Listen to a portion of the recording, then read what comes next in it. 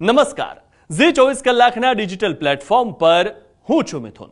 મિત્રો, અત્યારના સમયમાં આપણે આહારમાં ઘણા બદલાવ કર્યા છે। ઘણા બદલાવ સારા છે તો ઘણા નુકસાનકારક પણ છે। જેમ કે પહેલાના સમયમાં ખાદ્ય તેલ એટલે સિંગ તેલ જ વધારે ઉપયોગમાં લેવાતું, પણ હવે તેમાં ઘણા તેલનો ઉમેરો થયો છે। જેમ કે પામ ઓઇલ। પામ ઓઇલમાં સંતૃપ્ત ફેટ વધુ હોય છે, જે કોલેસ્ટ્રોલને વધારે છે અને હૃદયનું જોખમ પણ વધારે છે। પેકેજ ફૂડ વાળા ખોરાકમાં તેનો ખાસ ઉપયોગ થાય છે। વનસ્પતિ ઘી, જે હાઇડ્રોજનરેટેડ તેલોમાંથી બને છે, જેમાં ટ્રાન્સ ફેટ્સ હોય છે અને જે હૃદય રોગ માટે ખૂબ જ ખતરનાક છે।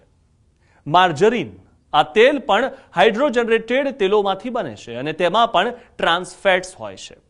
કોર્ન ઓઇલ અને સોયાબીન ઓઇલ, આ તેલમાં ઓમેગા 6 ફેટી એસિડ્સ ખૂબ ઉચ્ચ માત્રામાં હોય છે, જે ઓમેગા 3 અને ઓમેગા 6 ફેટી એસિડ્સના સંતુલનને બગાડી શકે છે અને ઇન્ફ્લેમેશનને વધારી શકે છે। તો મિત્રો, આપ યોગ્ય ખાદ્ય તેલનો ઉપયોગ કરો અને સ્વસ્થ રહો।